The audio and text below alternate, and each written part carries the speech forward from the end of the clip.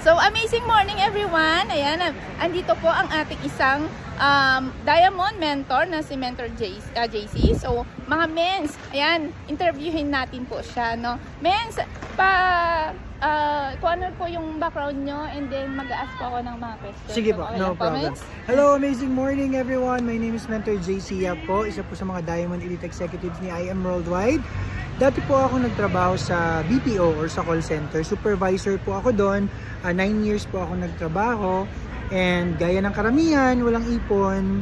At sa hirap ng buhay, kailangan kumayod, kailangan humanap ng extra pagkakitaan. So ang dami ko pong ginawa. No? Nag-dancer ako, nag-try akong mag-commercial, mag-extra sa TV. Bakit yun yung ginawa ko? Kasi wala po akong idea sa pag-business. Wala akong idea sa ganitong industriya. Hindi po ako magaling sa sales. Hindi po ako magaling magbenta. Kaya wala po akong choice kundi gamitin yung binigay ni Lord na talent, na konting talent sa akin. Kaya yun po yung pinagkakitaan ko. Kaya lang, hindi po sapat. No, hindi po sapat kasi yung pamilya po namin, parents ko hiwalay, tapos yung nanay ko elementary graduate lang, so wala siyang trabaho. So ako na lang, tsaka yung nanay ko kasi yung mga kapatid ko po, wala na mga kumbaga may mga pamilya na sila, so may mga responsibilities na sila. So yun po yung ginawa ko. Kaya lang doon ko na feel na talagang kahit anong sipag mo, kung mali naman yung opportunity at talagang hindi sapat yung sweldo mo, kukulangin at kukulangin ka talaga. Lalo pat nasa Pilipinas lang din naman ako. Kaya fast forward, nakilala ko po si IM Worldwide. And ito na po yung ginagawa ko for 7 years. Walang ibang business, walang ibang pinagkakitaan, walang trabaho. Pero awa po ng Diyos, kumita na po tayo ng 16 million dito. Wow. And ito po, nandito tayo ngayon sa Europe, no? Para ma-enjoy yung travel incentives. All expenses paid po. wow. So yun, tapos mga free cars, ganyan, na-experience na po natin. And we're doing this full-time na talaga. Wow. So, along the way po, Mens, yung itong mga ginawa nyo, na na-achieve nyo, ano po yung mga struggle na pagdaanan nyo? And gusto rin namin po malaman para naman, baka same tayo, di ba? So, para din ma-inspire din kami na ipagpatuloy itong IM. Actually po, itong business natin, gaya ng sinasabi ng iba pang mga top mentors, hindi siya madali. No? Gaya ng ibang trabaho, kagaya po ninyo, 'di ba? For how many years nandito na kayo? 14 years. 14 years na nagtatrabaho dito sa ibang bansa. Hindi rin talaga madali. Tama po. Mahirap. Plus, sobrang saludo ako sa inyo kasi ang layo ninyo sa mga mahal ninyo sa buhay. Yan ang hindi ko kayang gawin sa nanay ko, no? Kaya hindi naging option sa akin yung pagtatrabaho sa ibang bansa.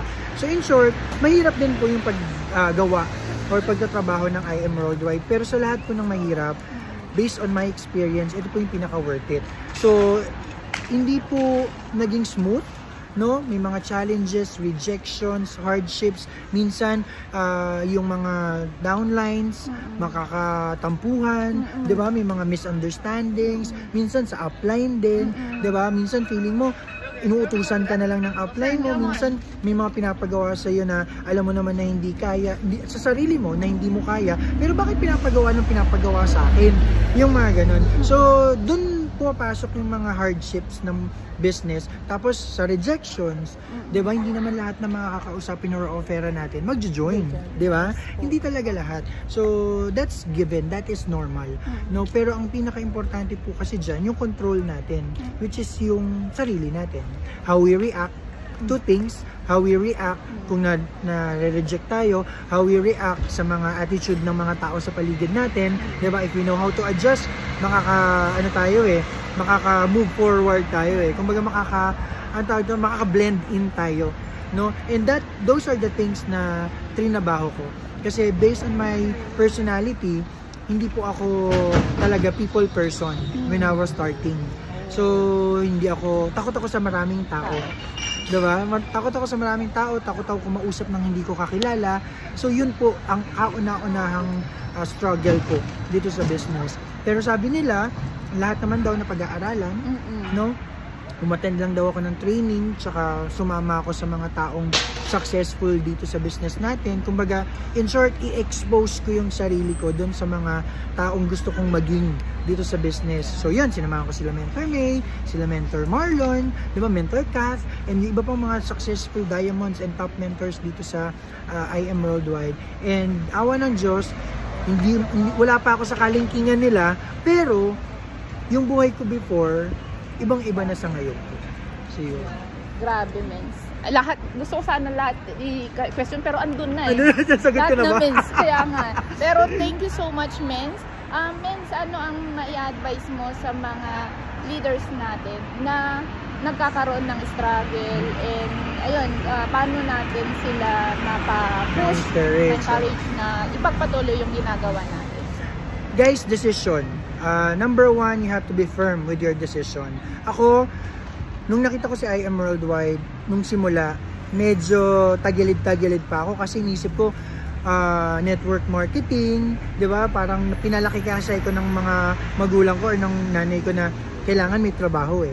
Pero nung pinasok ko na si IM Worldwide, as I go along the way, dun ko napatunayan na kailangan decidido ako na gawin sa IM Worldwide all out.